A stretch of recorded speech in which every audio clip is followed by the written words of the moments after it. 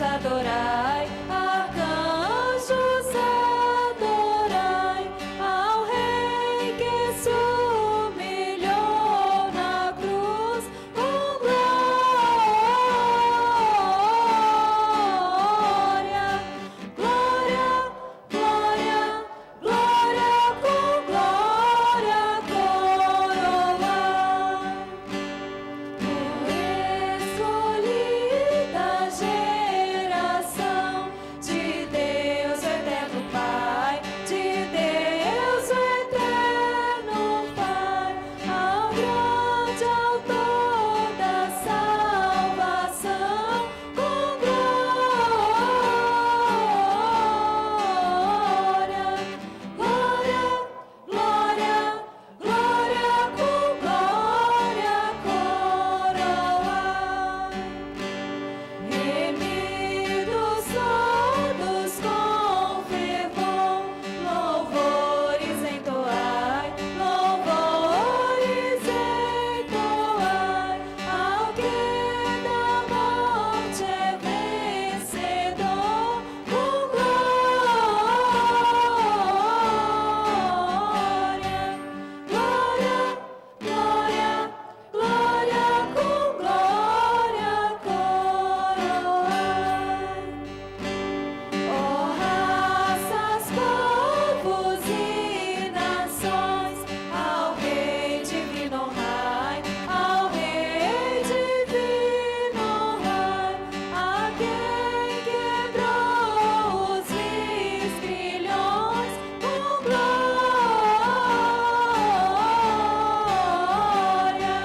glória, glória, glória, com glória coroai. Irmãos, eu quero nesse momento chamar os irmãos para abrir a palavra de Deus comigo em Neemias capítulo 3, livro de Neemias capítulo 3. Então se dispôs Eliasibe, o sumo sacerdote, com os sacerdotes seus irmãos, e reedificaram a porta das ovelhas, consagraram-na, assentaram-lhe as portas e continuaram a reconstrução até a torre do Sem e a torre de Ananel. Junto a ele edificaram os homens de Jericó. Também ao seu lado edificou Zacur, filho de Inri.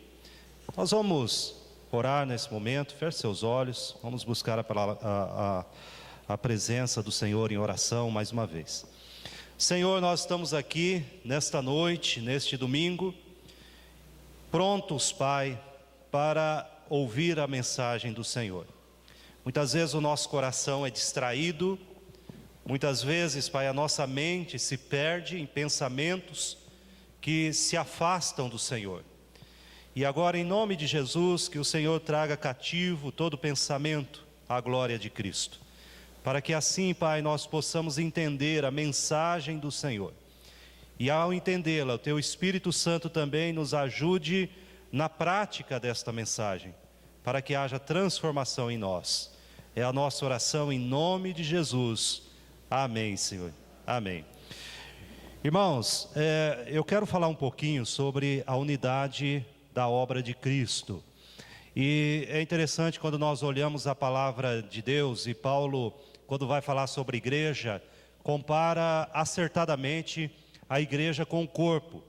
E quando nós olhamos a complexidade, a maravilha e a beleza do corpo humano, nós podemos entender então que inúmeros fatores estão presentes para que você possa fazer um pequeno gesto. Se você, por exemplo, erguer a sua mão agora, não apenas a sua mão estará envolvida nesse processo, mas muitos músculos, muitos tendões, muitas células, todo o seu organismo então estará em movimento, para que você faça apenas um pequeno gesto. E nós podemos falar aqui de inúmeras coisas que o corpo realiza, em que estão presentes não só aquele órgão específico, como por exemplo, quando nós falamos, mas vários órgãos estão envolvidos para que algo aconteça no nosso corpo. Então Paulo fala que a igreja é como um corpo, e cada membro deste corpo tem uma função. Isso, irmãos, é maravilhoso. Nós vemos a palavra de Deus nos falando a respeito disso. E ao olhar aqui para o texto, para a palavra de Deus, em Neemias, entendermos um pouquinho, quando Neemias recebe um chamado de Deus. E Neemias era copeiro de o rei Artaxerxes. Para a gente entender, esse rei Artaxerxes era filho de Assuero. E a gente voltando um pouquinho na história bíblica, o rei Assuero foi aquele que se casou com a rainha, com a Esther. E assim ele tem continuidade neste reinado. E nós estamos aqui no reinado, neste texto, no reinado de Artaxerxes. E alguns anos antes, no ano 457 antes de Cristo, este rei dá ordens, autoriza um homem chamado Esdras para que leve uma leva de judeus que estavam cativos ali na Babilônia, para voltarem a Jerusalém e começarem uma obra de reconstrução. Mas alguns inimigos dos judeus, então, não gostaram disto, não queriam ver aquela cidade novamente sendo reerguida para a glória de Deus, como luz para as nações, como um farol que apontava para a lei perfeita de Deus. Eles não queriam isto. Denunciaram então novamente algumas irregularidades ao rei Artaxerxes, e ele mandou que parasse com a obra. Mas os inimigos então aproveitaram esse ensejo, invadiram Jerusalém, destruíram e queimaram as portas que já haviam se levantado, arrebentaram com os muros que começaram a levantar, e Jerusalém foi assolada. E no capítulo 1 de Neemias, alguns que voltaram de Jerusalém chegam na Babilônia, e Neemias pergunta: e aí, está tudo bem? Como estão as coisas lá? E eles dizem: olha, está tudo arrasado, tudo está queimado, derrubado.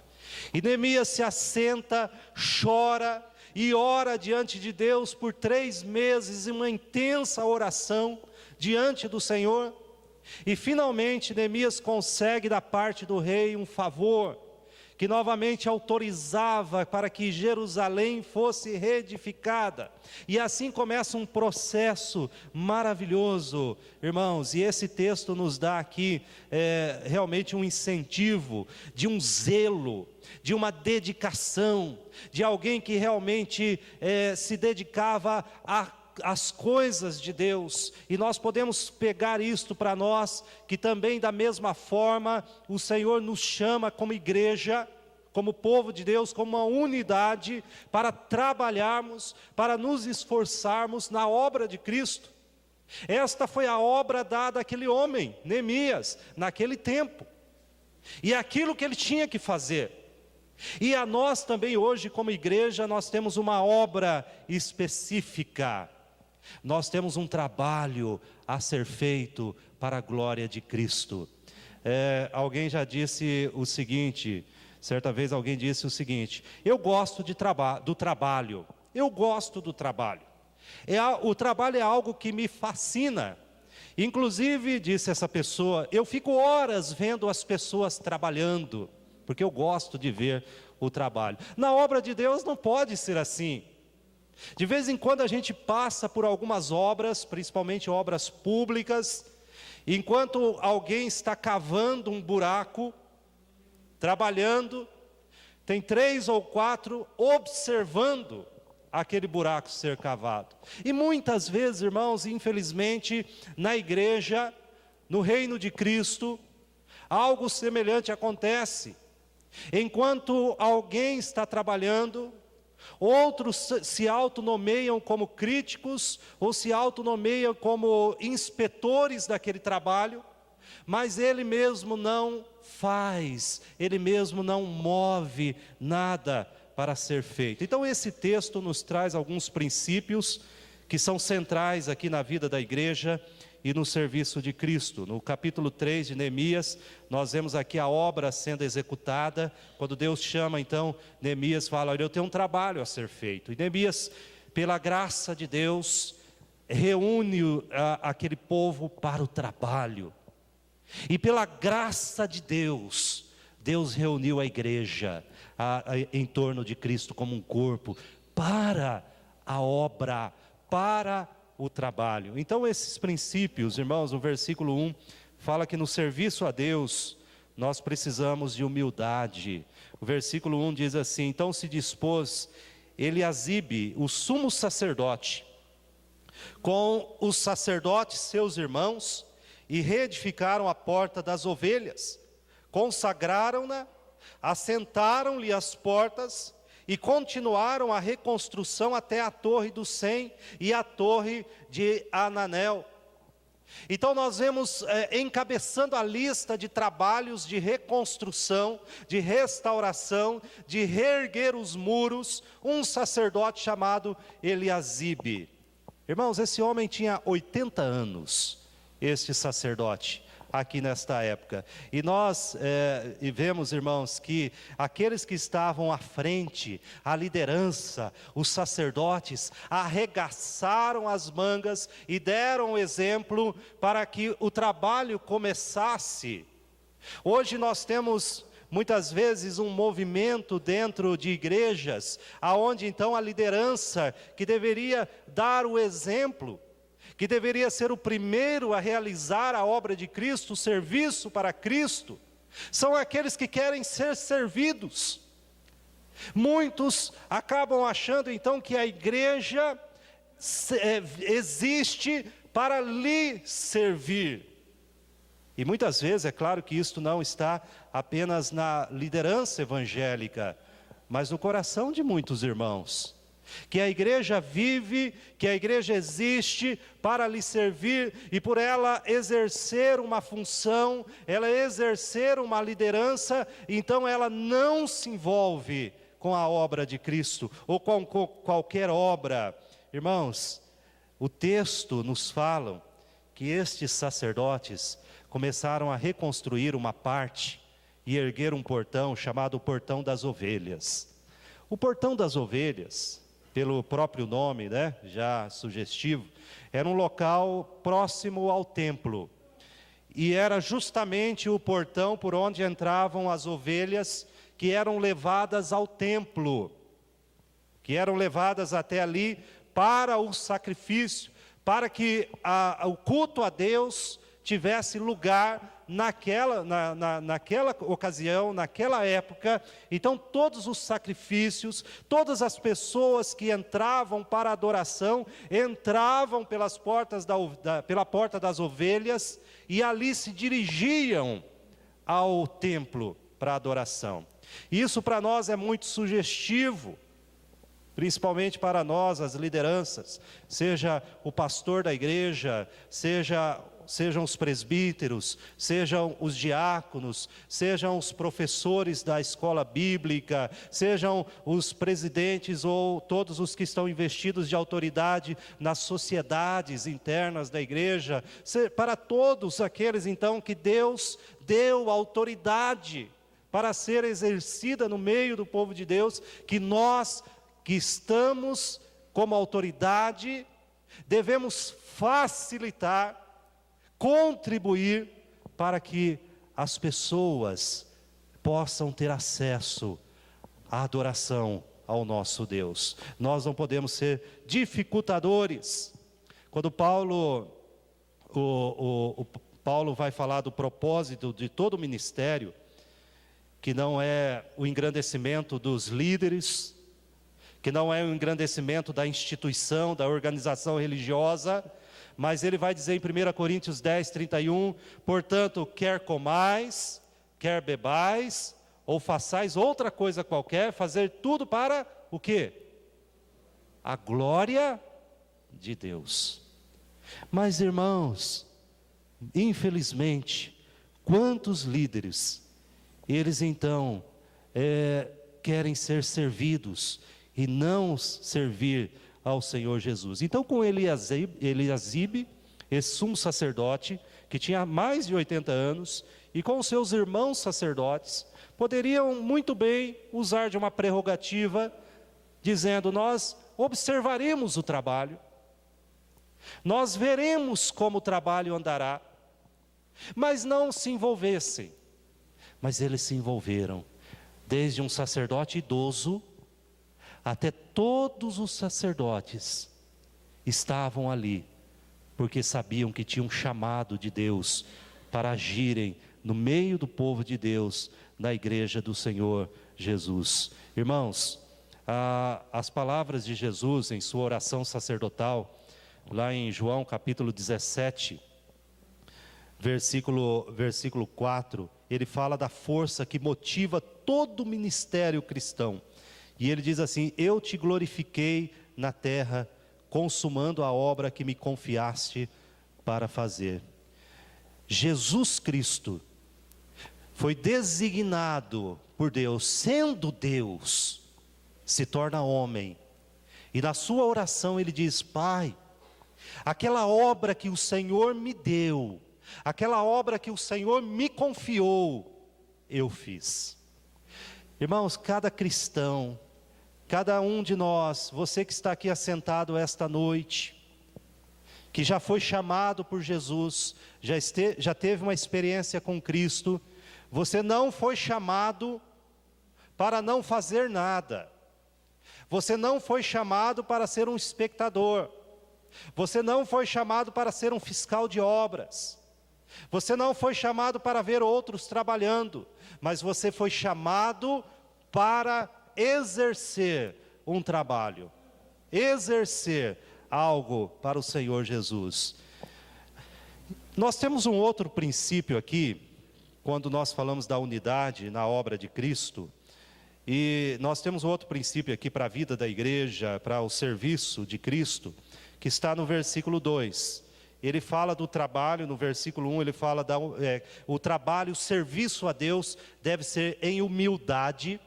Ninguém é melhor que ninguém, mas todos foram chamados para exercer uma obra específica, mas o cabeça é Cristo. E no versículo 2 ele fala que o trabalho para Cristo, o trabalho na igreja, é um trabalho cooperativo. Olha só o que ele fala, capítulo 3 de Neemias, versículo 2. Junto a ele edificaram os homens de Jericó, também ao seu lado edificou Zacur, filho de Inri. Irmãos, essa expressão inicial, junto a ele, se você pegar e dar uma olhada rapidamente no capítulo 3, você vai encontrar essa expressão aqui 28 vezes. Junto a ele. Ele fala da unidade. O corpo de Cristo não trabalha sozinho. Nós trabalhamos em unidade. Então, por várias vezes no texto, você vai ver a expressão junto a ele, junto a ele, junto a ele. E nós trabalhamos desta maneira, de forma cooperativa. O corpo não existe como um só membro, mas o corpo existe como inúmeros membros. Mas o corpo também não existe com os membros independentes entre si. Se a mão não estivesse ligada ao resto do corpo, ela seria um órgão inútil jogado ao chão. Um membro que para nada presta. Mas ela está ligada ao corpo. E ao estar ligada ao corpo, então ela se torna útil. Irmãos, juntos no serviço a Deus. Se você abrir a sua Bíblia, não saia aqui de Neemias, capítulo 3, mas abra comigo em Efésios, capítulo 4. Paulo tem algumas palavras maravilhosas para nos falar a respeito da unidade do corpo. Efésios.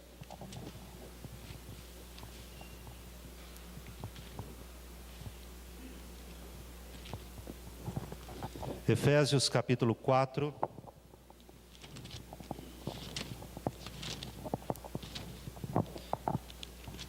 Versículos de 1 ao 6, Paulo diz da unidade da fé.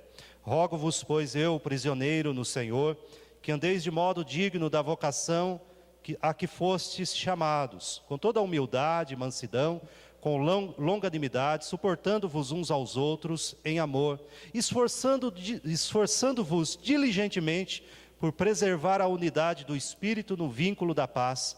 Há somente um corpo e um Espírito, como também fostes chamados numa só esperança da vossa vocação. Há um só Senhor, uma só fé, um só batismo, um só Deus e Pai de todos, o qual é sobre todos, age por meio de todos e está em todos. Irmãos, se você chegar em casa e ler Efésios capítulo 4, ele começa falando da unidade do corpo de Cristo, e ele fala que esta unidade, nós fomos chamados num só propósito, porque há um só Deus, há um só Senhor, há uma só fé e há uma só vocação. E depois ele começa a falar sobre os dons. Se não houver dentro da igreja unidade, se nós não tivermos a ciência, a consciência de que nós funcionamos como igreja, como uma unidade cooperativa, nós não podemos exercitar os nossos dons. Depois, no capítulo 4, ele continua falando sobre os dons. Olha, Deus chamou um para isto, outro para aquilo, outro para aquilo outro. Deus chamou e colocou aonde Ele quis, dentro da igreja, quem Ele quis. Ele fez os seus chamados, mas nada disto funcionaria se a igreja não tiver unidade. Por isso que ele fala primeiro de unidade, para depois falar de dons, de serviço, de ministérios, dentro da igreja, dentro do corpo de Cristo. Então, irmãos, esse capítulo 3 de Neemias, versículo 2, ele nos ensina algumas verdades. Por exemplo, ele fala que alguns construtores aqui, eles não eram de Jerusalém, não eram de lá. Fala no versículo 2, fala dos homens de Jericó. Homens de Jericó, não era dali especificamente, eram de outros lugares, mas eles estavam trabalhando juntos, porque eles entendiam que aquela obra era uma obra de Deus, não era uma obra humana. Pessoas que vieram de Jericó, e pessoas que vieram de Jerusalém, e pessoas que vieram de outras cidades ao redor, se ajuntaram ali para fazerem algo que eles sabiam que não era algo apenas humano, mas era algo que Deus os havia chamado para fazer. É assim também na igreja, irmãos. Mas o versículo 5, capítulo 3, versículo 5, fala que há uma exceção à unidade. A unidade, ela sofre ataques. Capítulo 3 de Neemias, versículo 5, fala que os tecoitas, era um pessoal também próximo ali. Os seus nobres, ali de tecoitas, já ficava na fronteira de Israel com as nações inimigas. Era uma cidade bem fronteiriça, próximo aos inimigos. Talvez por causa disso eles sofreram influência desses inimigos. Fala assim, que o pessoal comum de Tecoa trabalharam. Mas olha só o versículo 5. Os seus nobres, porém, não se sujeitaram ao serviço do seu Senhor. Irmãos, há uma minoria que não tem o mesmo entusiasmo pelas coisas de Deus. Há uma minoria aqui nesse texto, que é chamado os nobres de Tecoa, os tecoitas, enquanto aqueles que não eram nobres vieram, junto com o pessoal de Jericó, junto com o pessoal de Jerusalém, junto com o pessoal que vinha de outras cidadelas, de outras vilas e aldeias da região, se juntaram e disseram, a obra de Deus, vamos fazê-la. Mas havia alguns que foram chamados de nobre, mas aqui era só um título, porque não havia nobreza no seu coração, que não aceitaram a unidade. E também, nós corremos dentro da igreja o mesmo perigo. Alguns que não se submetem à unidade do corpo de Cristo. Lá em Esdras capítulo 4, quando pela primeira vez eles tentam erguer Jerusalém, Esdras enfrenta um grupo que era vizinho, um grupo inimigo, que era vizinho de Tecoa, dos tecoitas, da onde vieram esses nobres. Talvez esses inimigos ali tenham ido até Tecoa, é uma especulação aqui, e contaminado a mente desses nobres, dizendo: olha, vocês vão fazer o serviço de Neemias, ou o serviço de Esdras, porque aqui o texto diz assim: porém não se sujeitaram ao serviço do seu senhor, de Neemias. Talvez em seu coração dissesse: eu vou ficar promovendo Neemias. Não é uma ideia minha, não vai ter nenhum lucro para mim, não vai ter retorno pessoal, não farei. Não entenderam que a obra não era de Neemias, mas a obra era do Senhor. Irmãos, quantas vezes pessoas desanimam, pessoas que estão empolgadas, mas vem outro, desanimam aqueles que estão empolgados com a obra de Cristo.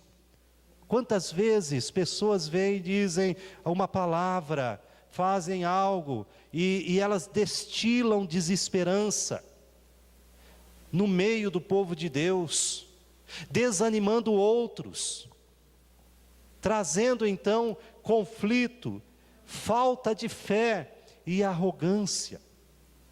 E a obra do Senhor, então, muitas vezes é prejudicada. Aqui no texto não fala de prejuízo, porque todos os mais estavam envolvidos. Os nobres não quiseram cruzar os braços e não se submeteram, mas a obra continuou. E eu quero dizer, irmão, minha irmã, você que tem uma paixão, tem um amor por fazer a obra de Deus, quem sabe no momento você está na igreja e fala: puxa, eu queria trabalhar, eu queria fazer algo, eu queria tentar algo. E alguém chega para você e diz: isso aí já fizeram, isso aí já tentaram, não dá certo. Não desanima, irmão, não desanima, porque sempre haverá aqueles que trazem desesperança, mas a obra do Senhor precisa ser feita, e nós precisamos fazê-la. Então há outros que não colocam a mão na massa, não trabalham, porque dizem: a ideia não foi minha, eu não estarei em destaque, eu não serei líder deste ministério, eu não serei líder deste grupo, deste trabalho, não me deram uma posição, então eu não vou, eu não farei. Olha, e muitas vezes não entendem porque Deus pesa a mão sobre eles. Então, irmãos, a unidade na obra de Cristo, ela fala, o texto fala que tem que ser feito com humildade, tem que ser feito de forma cooperativa. E o versículo 8 nos traz um outro princípio maravilhoso aqui, capítulo 3 de Neemias, versículo 8. Ele fala que na obra de Jesus, na obra, tem lugar para todo mundo, há espaço e trabalho para todos. Veja só, capítulo 3, versículo 8, ao seu lado, ó a palavrinha ao seu lado aparecendo de novo aqui. Reparou Uziel, filho de Araías, um dos ourives, junto dele Ananias, um dos perfumistas, e restauraram Jerusalém até o muro largo. Agora veja aí o versículo 32 desse mesmo texto. Entre o eirado da esquina e a porta das ovelhas, repararam os ourives e os mercadores. Agora veja o versículo 12, também desse mesmo texto. Ao lado dele, reparou Salum, filho de Aloés, maioral da outra meia parte de Jerusalém, ele e suas filhas. Irmãos, aqui tinha ourives, aqui tinha mercadores, aqui tinha perfumistas, tinha gente de várias profissões, e aqui tinha também as mulheres. Todos estavam envolvidos na obra. Havia espaço para que todos pudessem contribuir. Aqui não é não é mencionada as crianças, mas não significa que elas não estivessem presentes. Certamente estavam presentes com as suas famílias, mas geralmente eram citados os cabeças, os chefes das famílias, mas todos estavam envolvidos e de alguma forma realizaram esta obra segundo a sua própria capacidade. Pessoas deixaram comércio, mercadores, ourives e outros então deixaram as suas atividades e se dedicaram àquele tempo para fazer a obra do Senhor, irmãos, para se ocupar na obra do Senhor. Ninguém está tão ocupado que não possa fazer algo pela obra do Senhor. Muitas vezes nós dizemos assim: as crianças é a igreja do futuro. E nós precisamos tomar um pouquinho de cuidado com isso, porque na verdade as crianças é a igreja do presente. É a igreja do presente. Elas já são servos e servas de Deus hoje. Talvez possamos dizer, as crianças são a liderança do futuro na igreja. A liderança do futuro. Mas a igreja, elas já são. Por isso, vocês crianças, vocês podem servir a Deus. Vocês podem fazer algo para Deus. Vocês podem ajudar na igreja, trabalhar na igreja, ajudar às vezes uma pessoa idosa com alguma coisa, até mesmo ajudando a caminhar, ajudando a achar um lugar para se assentar, ajudando os diáconos, ajudando no pátio, e até mesmo ajuda que vocês podem dar no meio da igreja com o comportamento. Isso é importante. E lá fora, quando você dá um bom exemplo, quando você fala de Jesus para o seu colega, isso é você trabalhando para Deus, na obra do Senhor, para que possamos fazer aquilo que o Senhor nos chamou para fazer. Deus coloca a cada um para fazer aquilo que ele foi chamado. Irmãos, estima-se, né, que existam mais ou menos umas 10 bilhões de aves chamadas migratórias. Aves que têm um senso, e nós cremos que Deus colocou um senso de direção, um instinto natural, que elas saem do seu lugar, do seu país, e voam milhares de quilômetros. A ave com maior alcance, ela voa 17 mil quilômetros para fazer uma migração, uma jornada, e voltam justamente na mesma árvore que ela antes estava assentada. E nós temos vários exemplos, inclusive nós temos o exemplo na palavra de Deus, lá em Jeremias capítulo 8, versículo 7, Jeremias usa o exemplo das aves que voam milhares de quilômetros, como por exemplo o maçarico do Alasca, o papafigo americano e tantos outros pássaros, voam de um lado para o outro e encontram justamente o seu mesmo lugar, ao mesmo galho que eles saíram, porque eles sentem por instinto que tem algo a ser realizado, e eles fazem essa jornada ano após ano. E lá em Jeremias capítulo 8, versículo 7, eu vou ler numa outra versão da Bíblia, mas diz assim: a cegonha, a rola, a andorinha e o grou sabem exatamente quando devem voar para outras terras por causa do inverno. Também sabem a hora de voltar, mas o meu povo não respeita as leis do Senhor.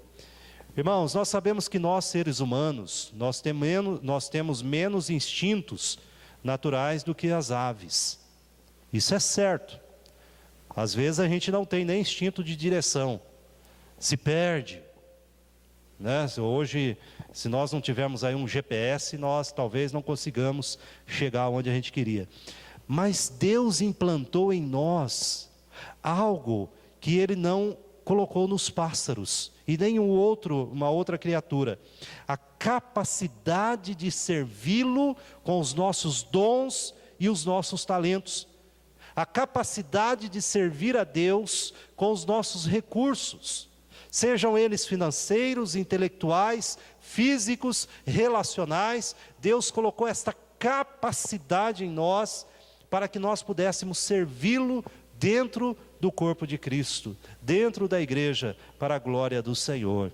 Então, às vezes nós não temos feito isto, e nós olhamos para a natureza e vemos que eles que não possuem esta capacidade, eles têm uma noção muito clara do que Deus quer deles, e às vezes nós apagamos isto em nós, e vimos a igreja, e chegamos à igreja, e queremos ouvir a palavra de Deus, sermos confortados por ela, orientados por ela, mas às vezes é tudo que alguns querem, mas não querem se envolver no trabalho do Senhor Jesus. E chegam diante de Deus com as mãos vazias, não se envolvem na obra. E alguns chegam a pensar, bom, isso é coisa de pastor, coisa de presbítero e alguns outros irmãos. O resto de nós somos espectadores. Espectadores. Mas na obra de Deus não há lugar para espectador. E o versículo 4, eu quero terminar com esse princípio da unidade do corpo de Cristo. E ele vai dizer para nós o seguinte, versículo 4, do capítulo 3 de Neemias. Ele fala do comprometimento com a obra. O versículo 4 diz assim: ao seu lado reparou Meremote, filho de Urias, filho de Cós. Junto deste reparou Mesulão, filho de Berequias, filho de Mesezabel, a cujo lado reparou Zadok, filho de Baaná. Especificamente este Meremote, ele é um personagem conhecido, lá desde Esdras. Ele já estava junto com Esdras. No capítulo 8 de Esdras, você vai achá-lo ali. O que é interessante, irmãos, que o seu grupo, o grupo de Meremote, é que terminou a sua obra, cada um tinha um trecho, um pedaço do muro, um portão. Ele terminou e continuou em outro lugar. Ele não parou, porque ele sabia que havia um comprometimento, ele sabia que havia algo para ser feito. No capítulo 3, ainda versículo 21, novamente ele é mencionado. Veja aí, capítulo 3, versículo 21, depois dele reparou Meremote, olha ele aparecendo de novo, filho de Urias, filho de Cós, outra porção, desde a porta da casa de Eliasibe até a extremidade da casa de Eliasibe. De uma ponta a outra da casa, ele com o seu grupo novamente fez. Irmãos, a Bíblia fala, Jesus nos ensina, que se a gente fizer apenas aquilo que nós deveríamos ter feito, nós somos chamados de servos inúteis. Se nós fizermos apenas aquilo que era a nossa obrigação, a Bíblia nos dá um nome chamando, você é um servo inútil. Se nós pegarmos o exemplo, irmãos, de um simples relógio, um simples relógio que faz tic-tac, e se esse relógio pudesse ter um diálogo, ele diria, pensando o seguinte, sobre o que ele tem que fazer durante o ano. E ele pensaria assim, bom, eu faço 2 tic-tacs por segundo. E ele começaria a pensar então, eu terei que num minuto fazer 120 vezes tic-tac. Eu terei que numa hora, em apenas uma hora, fazer 7.200 vezes tic-tac. E ele vai pensando, durante o dia, 24 horas, serão 172.800 vezes. E ele pensaria, bom, num ano, eu precisarei fazer 63 milhões de vezes tic-tac. E se ele pensasse Sobre isto, ele diria: bom, isso é demais para mim, vou desistir. E às vezes, irmãos, isso pode nos ensinar que às vezes nós temos desanimado na obra de Deus, quando nós pensamos, quando nós começamos a dizer: bom, eu já trabalho, eu já faço isto, eu tenho o meu emprego, eu tenho o meu estudo, eu tenho a minha família, eu tenho isto, eu tenho aquilo, olha, eu também sou filho de Deus, eu vou me dar um tempo para mim mesmo. Mas na obra de Deus não há férias. A obra de Deus tem que ser feita, e nós vemos a palavra de Deus dizendo que ela tem que ser feita enquanto é dia, porque a noite vem quando nós não podemos mais trabalhar. E Jesus nos diz assim a respeito da nossa vida: não vos inquieteis, pois, pelo dia de amanhã, porque o dia de amanhã cuidará de si mesmo, basta a cada dia o seu próprio mal. Irmãos, se entregue nas mãos de Deus todas as suas ocupações, que talvez você tenha dito: isso tem me atrapalhado a servir a Deus. Se entrega nas mãos de Deus, não ande ansioso quanto aquilo que você tem que fazer, porque Deus tem cuidado de nós. E a conclusão, eu quero chamar a atenção aqui, o versículo 20, capítulo 3, versículo 20.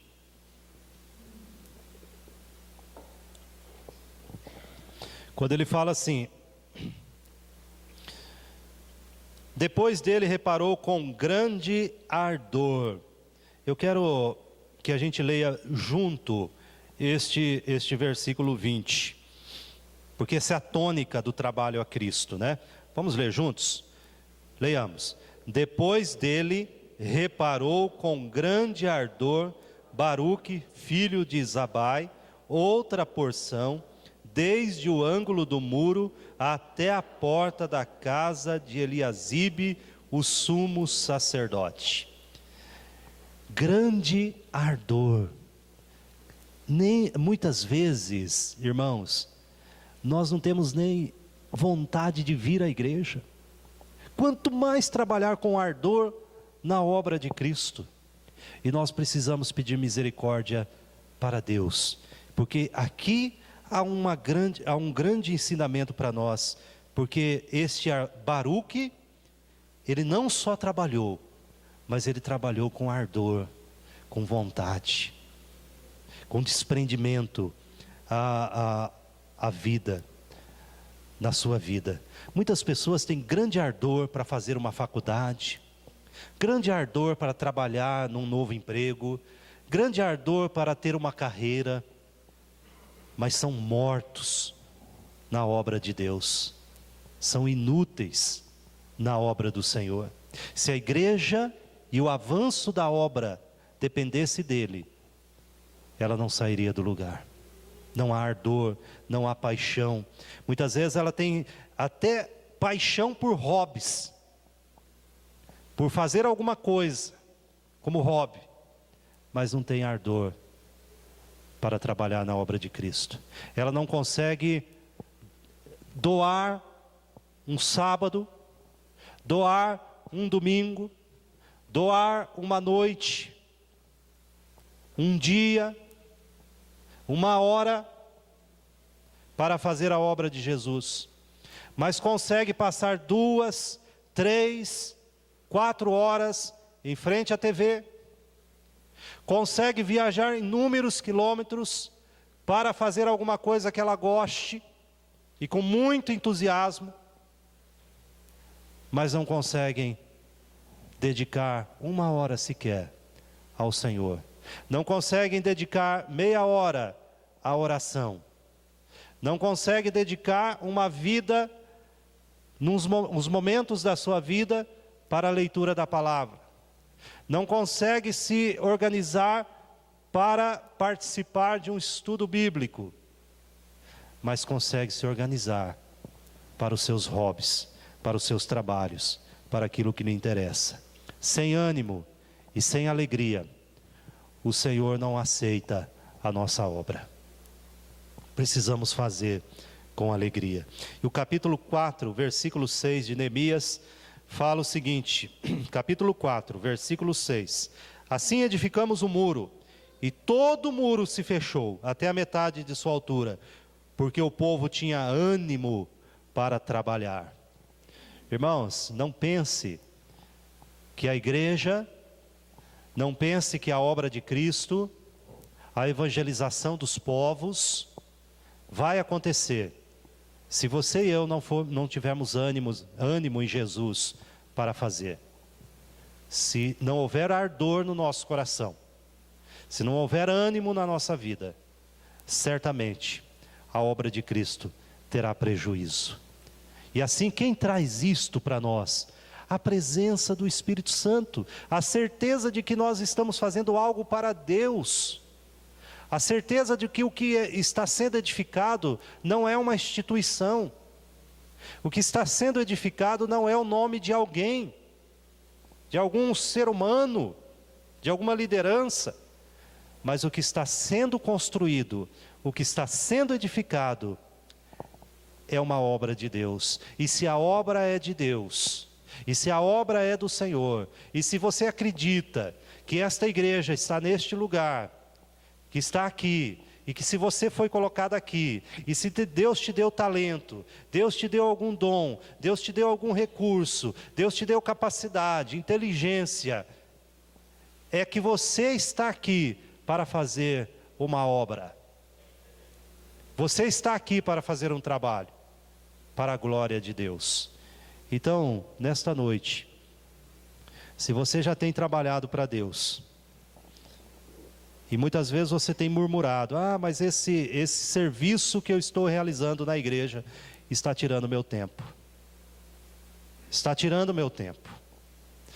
Eu estou me desgastando muito.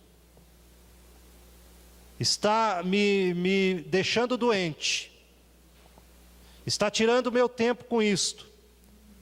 Peça perdão a Deus, porque isto é murmuração. É murmuração. Melhor seria se você fizesse o seguinte: olha, eu não posso fazer isto agora, eu posso fazer isto, mas isto agora não, do que murmurar daquilo que você está fazendo. Agora, se você está na igreja e não tem feito nada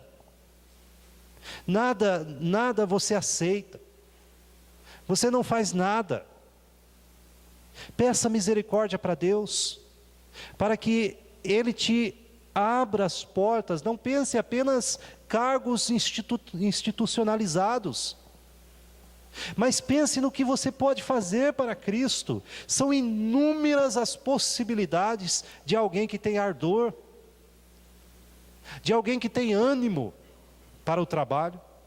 Inúmeras. Você não precisa ser um missionário na África, você não precisa de alguém que venha aqui à frente pregar, você nem precisa ser um diácono ou um presbítero, mas você precisa ser um servo de Deus, uma serva de Deus, e aí Deus vai te usar, e aí você vai ter ardor, e aí você vai sentir que está contribuindo para uma grande obra, a obra do Senhor Jesus. Vamos orar. Feche seus olhos, vamos falar com Deus, e neste momento, nesta oração diante do Senhor, eu quero que você também ore diante de Deus. Senhor, olha, realmente eu tenho falhado, eu sei que eu tenho capacidade de fazer alguma coisa para o Senhor, o Senhor me deu essa capacidade de fazer alguma coisa, mas Senhor, olha, eu não estou fazendo, Senhor. Ou se você tem dito: Senhor, olha, o Senhor me deu isso para fazer, mas eu estou fazendo sem vigor, sem ânimo, sem entusiasmo, sem alegria, e às vezes eu estou até murmurando.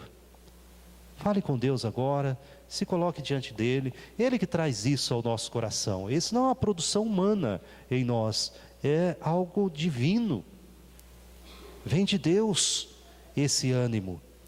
Vamos orar. Senhor, nós estamos aqui como igreja do Senhor, E cada igreja, Pai, cada igreja local, o Senhor colocou pessoas que o Senhor queria. Nós estamos aqui, Pai, não porque nós temos controle sobre a nossa vida, controle sobre aonde moramos e aonde frequentamos, mas nós cremos que o Senhor direciona as pessoas e as coloca onde o Senhor quer. E esta igreja, Pai, não falta nada nela, em termos de dons e talentos, não falta nada. O Senhor não deixou faltar. Mas às vezes, Pai, nós pecamos, porque aquilo que o Senhor nos deu e nos chamou a fazer, nós não temos feito. E aí, Pai, a igreja sofre, a igreja fica deficiente. E por isso, Senhor, em nome de Jesus, que o Senhor não nos deixe acomodados, não permita, Pai, que nós enterremos os nossos talentos, que nós não usemos aquilo que o Senhor nos deu para a causa de Cristo, que nós nos interessemos mais pela vida lá fora que vai passar, do que com a obra do Senhor. Não permita, Senhor, que filhos e filhas do Senhor façam isso. E se nós temos pecado nisso, Pai, nos corrija, para que a igreja do Senhor avance, pessoas sejam alcançadas, abençoadas, transformadas.